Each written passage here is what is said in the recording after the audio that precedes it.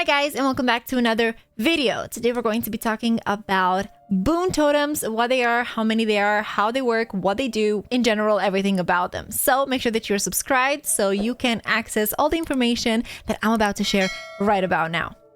First things first, we're going to start with the basic things, and that is that there are only 5 boon perks in the whole game. I know you've heard a lot about them. A lot of people complain about them. A lot of people think that they do more than they should, but there's only 5 of them, and each of them does something completely different.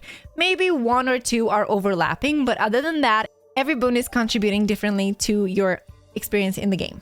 So far, the characters that bring boons to Dead by Daylight are Michaela, Jonah, Yoichi, and Alan Wake.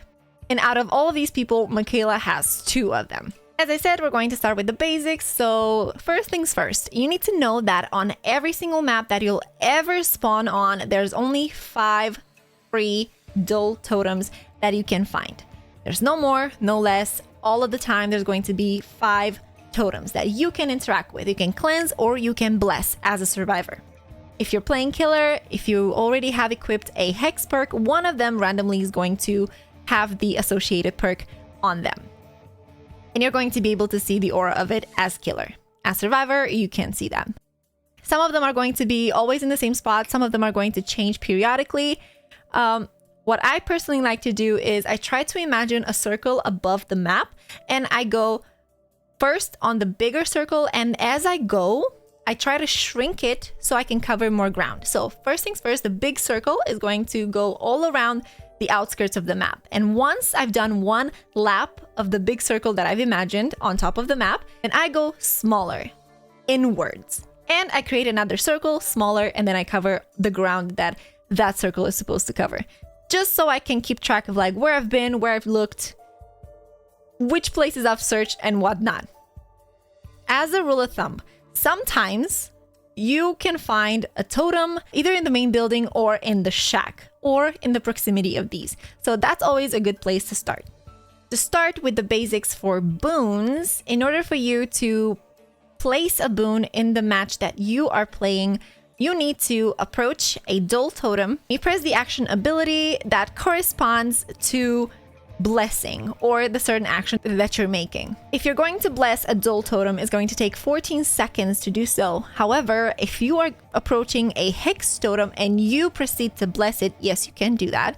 That's going to be a total of 24 seconds. So whenever you're faced with a decision like this, you always have to consider that blessing a hex totem is always going to take longer, therefore increasing the chances for the killer to find you and to take you out of the game. A lot of killers have a little bit of a grudge on survivors that are going for totems, so just keep in mind, if a killer is going to see you going non-stop after totems, they might pick up the fact that you may be trouble. So we're going to start with the one and only, the Witch of Dead by Daylight, Michaela. She brought in with her, upon arrival into the fog, 2 boon perks, and that's it. And that is Boon Circle of Healing and Boon Shadow Step. First things first, let's talk about Boon Circle of Healing. Upon arrival, this boon has been problematic. It was crazy. Everybody could self-heal inside the boon range, and it was so fast. It was basically like you could heal yourself, we will make it. It was insane. But of course, it went through a couple of changes, so let's take a look at like what it does now. A boon that offers comfort amidst the terror. Press and hold the active ability button on a dull or hex totem to bless it and create a boon totem. All survivors benefit from the following effect within 24 meters of the radius. Increase altruistic healing speeds by 50, 75, 100% when not using a medkit.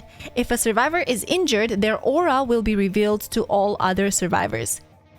Survivors can only be affected by 1 instance of Boon Circle of Healing at a time, and only 1 totem can be blessed by your boon perks at a time, and all of their effects are active on the same boon totem.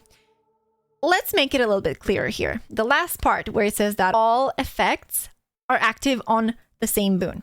So basically, when you're running multiple boon perks, the moment you decide to bless a totem, you're going to place all of those perks onto 1 totem.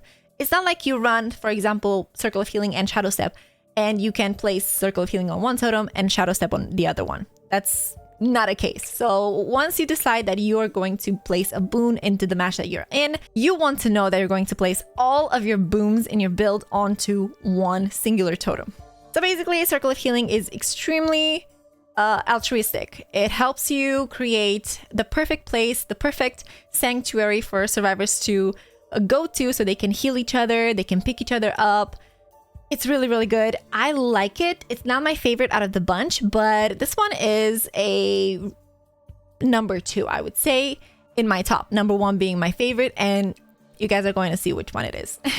Now, the second child of Michaela is Boon Shadow Step. This one, you're going to see what it does, and I think you guys are going to love it. And once you understand what it does, I feel like I'm going to see it more often in my teammates' build. A boon that conceals the truth. All survivors within 24 meters of the boon's radius benefit of the following effects. Scratch marks are suppressed and auras are hidden from the killer. Both effects linger for 2, 3, or 4 seconds after leaving the boon totem's range. If you enjoy being more stealthy, but only in certain situations, if you like to be in control of like when the killer can see your aura, when the killer can see your scratch marks, this boon is for you. And not just for you, because your teammates are also benefiting of these effects. So it's the perfect boon if you want to make sure that you're giving your team an extra advantage when it comes to concealing or helping them with their mind games whenever they're in the boon's radius. You can see in this clip that I'm using Fixated and Inner Focus just so you can see how my scratch marks are concealed whenever I'm stepping in and out of the boon's range. I think out of all of the 5, this is probably my 3rd most favorite boon. Moving on, Mr. Jonah brings in a bunch of perks that are super team focused and my absolute favorite boon of all time. I made a video on this. I am obsessed with this. It almost never leaves my go-to build. I'm in love with this boon, and that is Boon Exponential. Obsessed doesn't really cover the full extent of like how much I rely on this perk, but not rely as in like it's a crutch, but in the sense that whenever I run it, I feel like I have an extra chance of survival just because I run it, because I have the choice to place it down and help my team therefore. Let's explain what it does.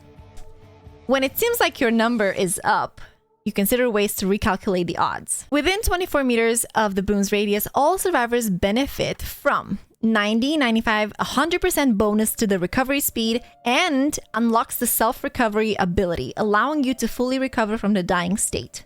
Now, you're probably like, okay, Bear, but like that's literally unbreakable. That's no mither. What's special about this? You can pick yourself up from the dying state as many times as you want within the boon's radius, as long as the boon is placed. I think the most amount of times I've picked myself up within my boon has been about like 8 to 10 times in one single like placement. It's insane when it works and when the killers don't really care about that.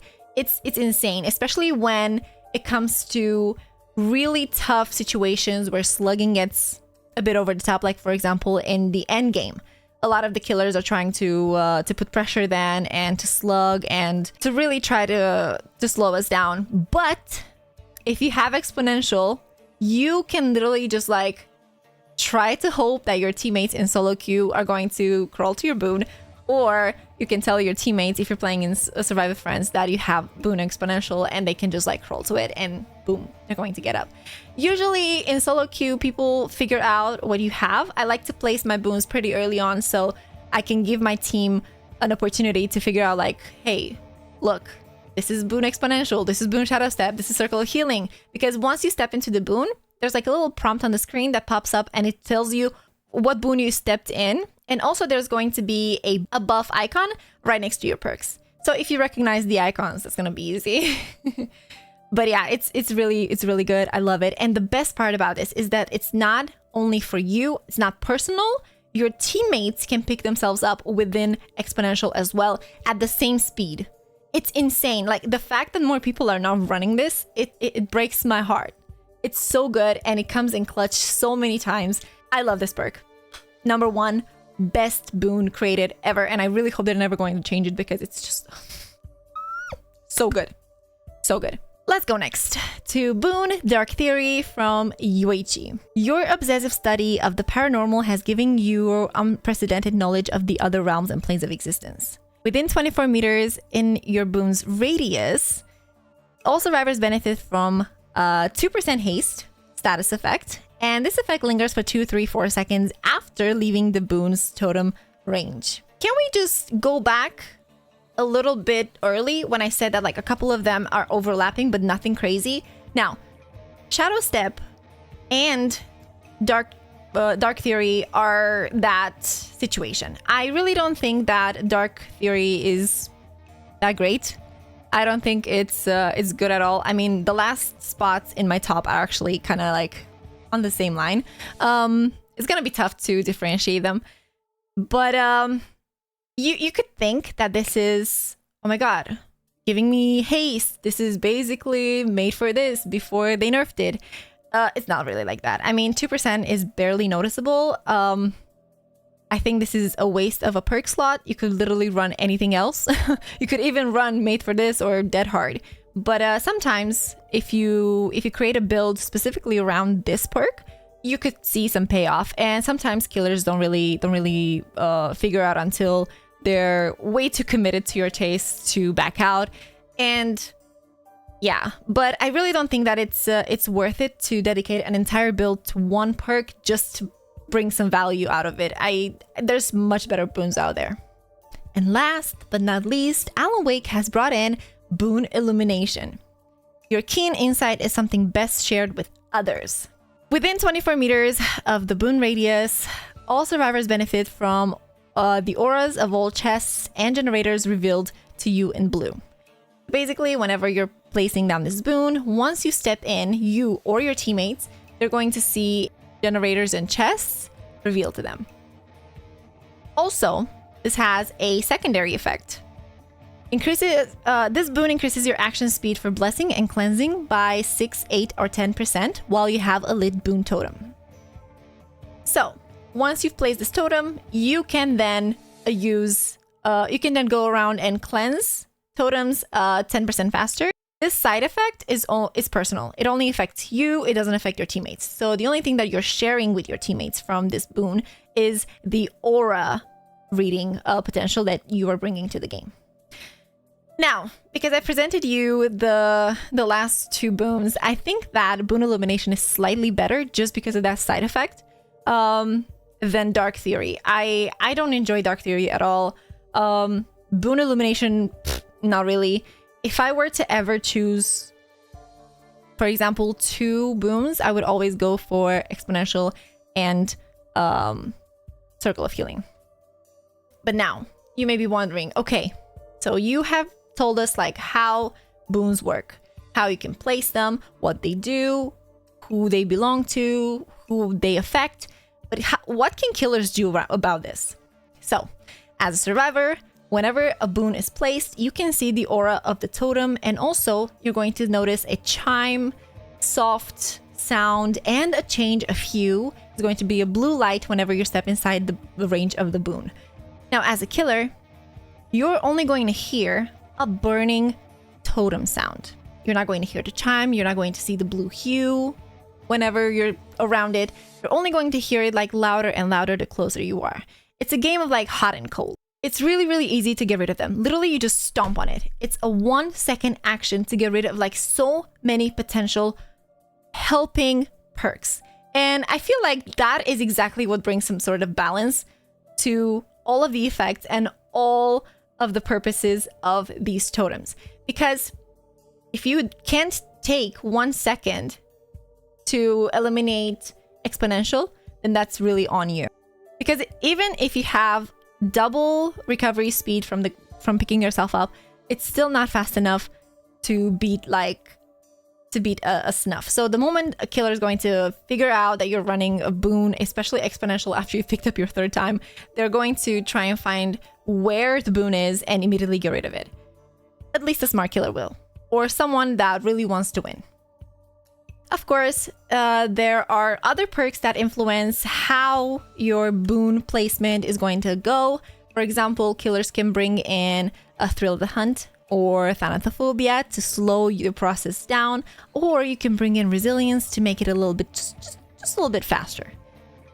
So yeah, I hope that you guys enjoyed this video. Thank you so much for watching. Don't forget to subscribe to my channel. Like this video if you enjoyed all the brand new information, and leave down a comment with a situation where one of these boons has helped you tremendously and you are always swearing by it. Thank you so much guys for watching. I appreciate you, and I'll see you in my next one.